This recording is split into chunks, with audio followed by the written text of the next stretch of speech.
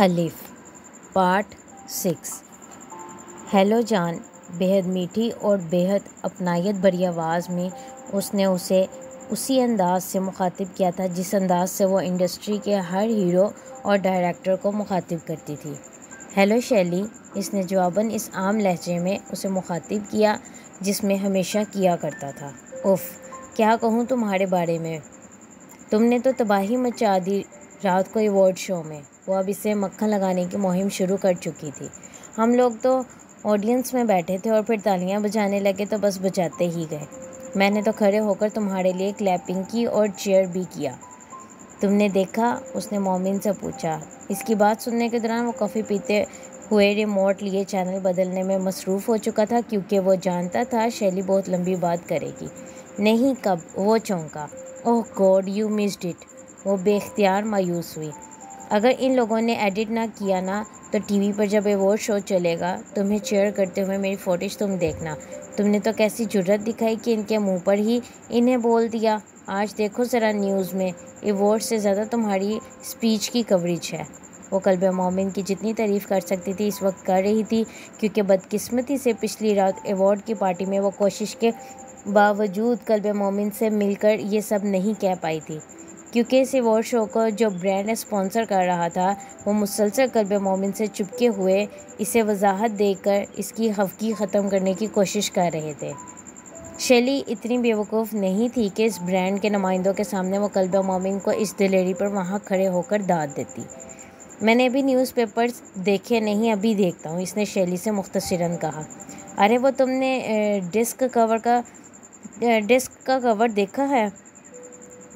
शैली को अचानक याद आया। मोमिन ने सामने पड़े हुए इस मैगज़ीन डेस्क पर एक नज़र दौड़ाई और कहा, हाँ देखा है। मेरी तस्वीर का साइज़ देखो, बाकी दोनों से छोटा कर दिया है मुझे। शैली ने लम्हा भी ज़ाया किए बगैर शिकायत की। मोमिन ने कुछ समझे बगैर मैगज़ीन उठा लिया और इस कवर को देखने लगा जिस पर इसके साथ इसकी पिछली 3 फिल्मों की हीरोइंस की बेहद मुख्तसर लिबास में या मलबूसात में तस्वीर थीं और ऊपर एक हेडिंग में द क्वीन मेकर लिखा हुआ था। मोमिन ने एक नज़र सरवक पर डालते हुए मैगज़ीन को दोबारा टेबल पर फेंकते हुए कहा, हाँ 1/2 इंच ही छोटी होगी अगर हुई भी तो। दूसरी तरफ इसके जुमले पर शैली जैसे चिल्ला उठी थी। 1/2 इंच भी क्यों छोटी हुई मेरी पिक्चर? किसकी फ़िल्म हिट हुई है इस साल? मेरी। और तस्वीर किसकी छोटी दे रहे हैं? वो भी मेरी। मोमिन ने उसे तसल्ली देने की कोशिश करते हुए कहा, तुम परवाह मत करो। कैसे परवाह ना करूँ? मुझे क्या पता नहीं कि डेस्क के एडिटर की नीयत क्या है और किस तरह वो लेने को प्रमोट कर रहे हैं। शैली ने इस कवर में मौजूद एक दूसरी हीरोइन का नाम लेते हुए कहा। मोमिन अब बेजार होने लगा था। वो सुबह सवेरे तस्वीरों के साइज़ पर सर नहीं खपाना चाहता था। शैली, इस वक्त मेरे सर में शदीद दर्द हो रहा है और तुम्हारी आधी बातें मेरे सर के ऊपर से गुजर रही हैं, उसने बेहद साफ गोई से कहा। शैली ने बगैर बुरा मनाए फ़ौरन ही अपनी टून बदली। जान, मुझे बताया क्यों नहीं? मैं अपनी बातें लेकर बैठ गई। सो सॉरी जान, मैं अभी आती हूँ। नहीं, अभी तो मैं ऑडिशंस के लिए निकल रहा हूँ, मोमिन ने फ़ौरन कहा।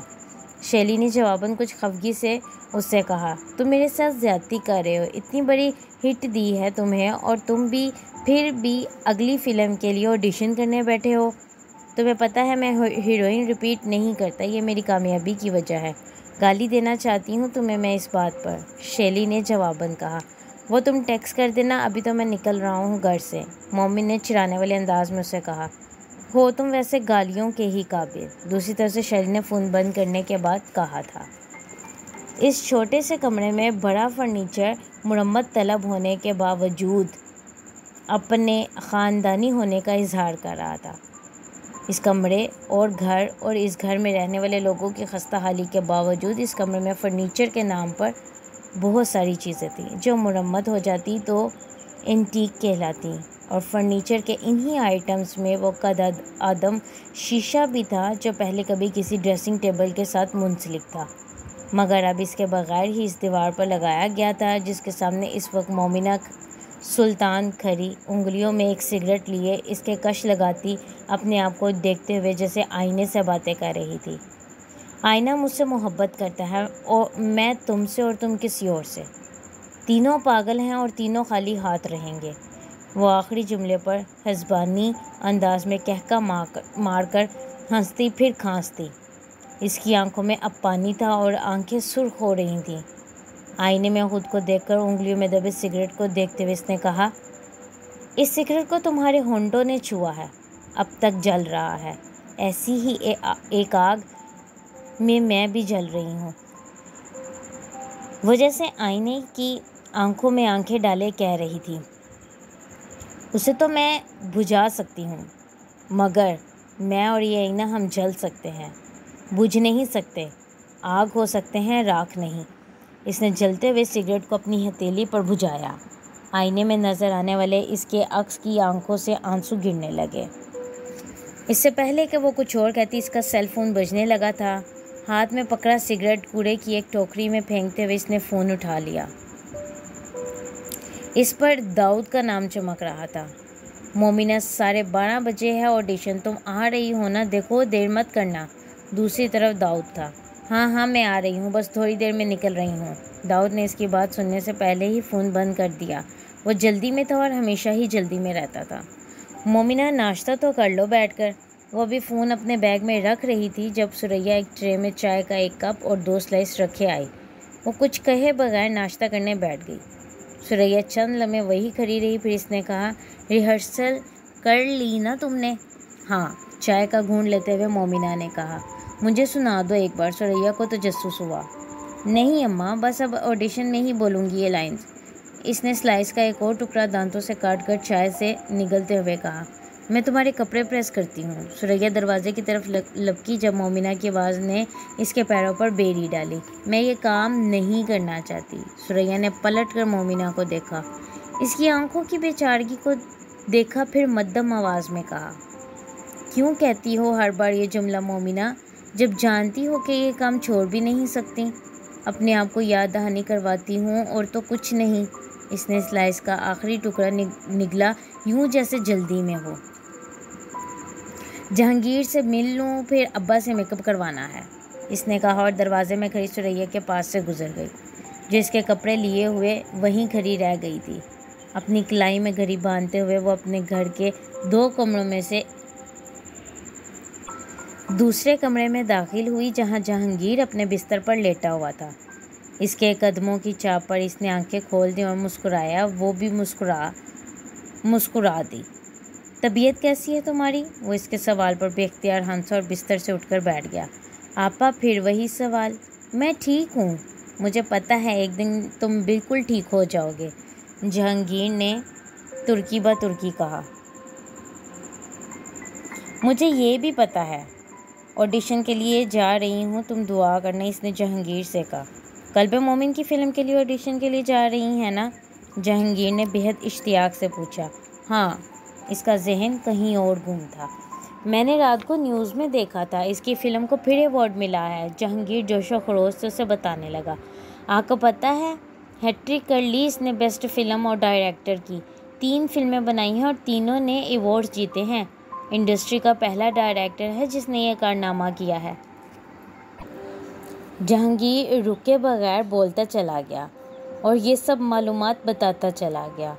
वो सिर्फ इसका चेहरा देखे चली गई। वो आज भी इंडस्ट्री की इस तरह की खबरें रखता था जैसे इंडस्ट्री का हिस्सा हो। इस बीमारी में घर में कैद हो जाने के बाद इसकी वाहिद दिलचस्पी यही रह गई थी, टीवी पर शोबिस की खबरें और फिल्में देखना। वो कभी कभार इसके लिए न्यूज़ स्टॉल से पुराने शोबिस मैगज़ीन लेकर आती तो जहांगीर के दिल की कली खिल जाती। दुआ करना जहांगीर, उसने जहांगीर से कहा। ये जैसे इसका मामूल था, किसी भी ऑडिशन या प्रोजेक्ट के शूट शुरू होने से पहले जहांगीर से दुआ करने के लिए कहना। उसे पता नहीं क्यों इसकी दुआ पर यकीन था, शायद इस सब्र और बर्दाश्त की वजह से जिससे वो अपनी बीमारी काट रहा था। फिक्र ना करें, मिल जाएगी आपको फ़िल्म, स्टार बनेंगी आप, बहुत बड़ी फ़िल्म स्टार। वो जैसे इसको खुश करने की कोशिश कर रहा था। बहन की जद्दोजहद से वो वाकिफ़ था, शोबिस के लिए इसकी नापसंदीदगी से भी, लेकिन अपने लिए दी जाने वाली इसकी कुर्बानी से भी। सितारा नहीं बनना मुझे, सितारे तो टूट जाते हैं, मुझे तो सिर्फ तुम्हारा इलाज करवा कर तुम्हारे टूटते सितारों को बचाना है। इसका चेहरा देखते हुए मोमिना ने सोचा था, मैं बाहर तक छोड़ने आऊँ? जहांगीर ने उससे ऑफ़र की। बिल्कुल नहीं, मैं अभी अब्बा के पास जा रही हूँ मेकअप करवाने, तुम्हें बैठना पड़ेगा। ख्वामख्वाह ही बरामदे में वहाँ गर्मी है, तुम यहीं बैठो। उसने फौरी तौर पर उसे मना किया था। फिर वो इसकी साइड टेबल पर जाकर इसकी मेडिसिन्स चेक करने लगी और मेडिसिन्स चेक करते हुए बोली, कौन कौन सी मेडिसिन्स ख़त्म हो गई हैं तुम्हारी? मैं आज लेती आऊँगी। जहांगीर ने उसे 2 मेडिसिन्स का बताया। उसे इससे पूछने की ज़रूरत नहीं पड़ी थी, उसे घर में हर शख्स की दवा का पता था।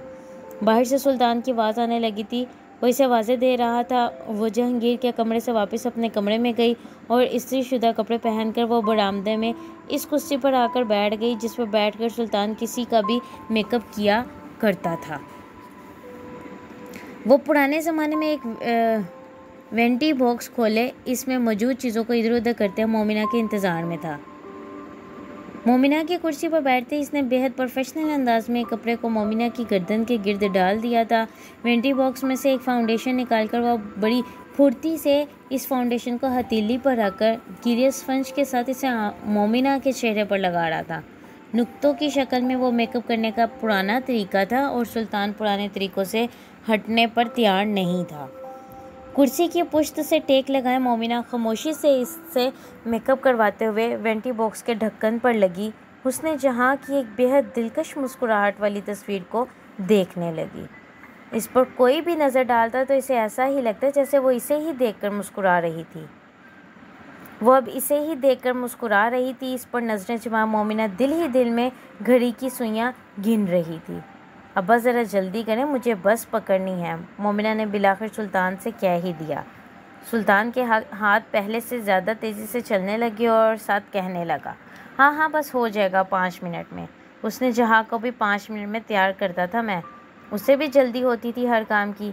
ऐसी मक्खन जैसी दूधिया मुलायम स्किन थी इसकी। पाउडर भी फिसलता था। मेरे अलावा किसी को हाथ नहीं लगाने देती थी वो चेहरे को। मेरे हाथ के अलावा किसी पर एतबार नहीं था उसे। मोमिना हुस्न जहाँ का तस्करा सुनने की आदी थी और सिर्फ वह ही नहीं, इस घर का हर शख्स और सुल्तान का हर दोस्त और मिलने वाला।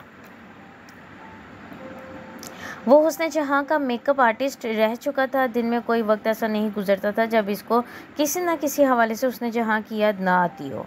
वेंटी बॉक्स के ढक्कन पर लगी इसकी मुस्कुराती तस्वीर देखते हुए मोमिना इसके किस्से बाप की ज़ुबान से सुन रही थी और वो सब इतनी बार सुना हुआ था कि वो बाप का अगला जुमला भी दोहरा सकती थी। ये लो हो गया काम, अब बस लिपस्टिक रह गई।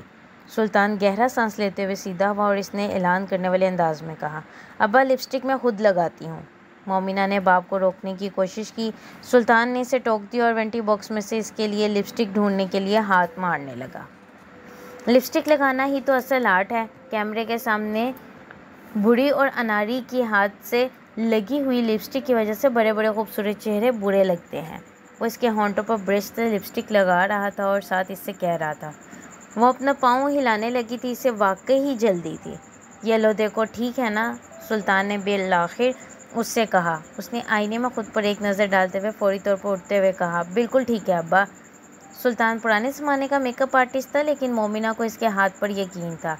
वो जब भी सुल्तान से मेकअप करवा कर जाती थी, स्क्रीन पर इसका चेहरा बेहद अच्छा आता था। सुल्तान अपने काम का माहिर था। अपने ज़माने में फ़िल्म इंडस्ट्री में इसका तोती बोलता था। वो कल जहान का डायलिसिस है, तुम्हारे सीरियल की पेमेंट कब आएगी? सुरैया एकदम अंदर कमरे से बरामदे में आई थी और इसने मोमिना को याद दहानी करवाई थी। आज जाऊंगी ऑडिशन के बाद पेमेंट की चेक के लिए। जूनियर आर्टिस्ट हूँ, खुद कहाँ आएगी मेरी पेमेंट? वो बड़बड़ाई थी। बस आप लोग दुआ करें ये फ़िल्म मिल जाए किसी तरह। उसने अपना पर्स उठाते हुए सुरैया और सुल्तान दोनों से कहा, मैंने तैयार किया है, तुम देखना कैमरे के सामने हुस्न जहाँ लगेगी, यूं रोल देंगे यूं। घर से निकलते हुए इसने अपने अकब में सुल्तान को बेहद गुमान से सुरैया से कहते सुना। वो बाप से ये नहीं कह सकी कि अब कोई भी हुस्न जहाँ को नहीं जानता था, ना पहचानता था, और मेकअप देखकर अगर रोल दिए जाते तो। स्टॉप पर खड़ी बस पर बैठते हुए भी इसने यही सोचा था। अब्बा को लगता है इनका वेंटी बॉक्स मुझे हुस्न जहाँ बना देगा। अब्बा को पता ही नहीं इनके वेंटी बॉक्स की सारी चीज़ें एक्सपायर हो चुकी हैं या 2 नंबर हैं। अब तो वो ब्रांड भी बंद हो चुके हैं जो ब्रांड हुस्न जहाँ का पसंदीदा था। इसने खिड़की से बाहर सड़क पर भागती ट्रैफिक को देखते हुए तल्खी से सोचा, ये सारी बातें वो सिर्फ सोच सकती थी, कह नहीं सकती थी। अब्बा हर बार मुझे हुस्न जहाँ बनाकर दुनिया में बेचते हैं और मैं फिर मोमिना सुल्तान बनकर रह जाती हूँ, उसने सोचा। जारी है। नावल का अगला हिस्सा सुनने के लिए चैनल को लाइक और सब्सक्राइब करना मत भूलें। शुक्रिया।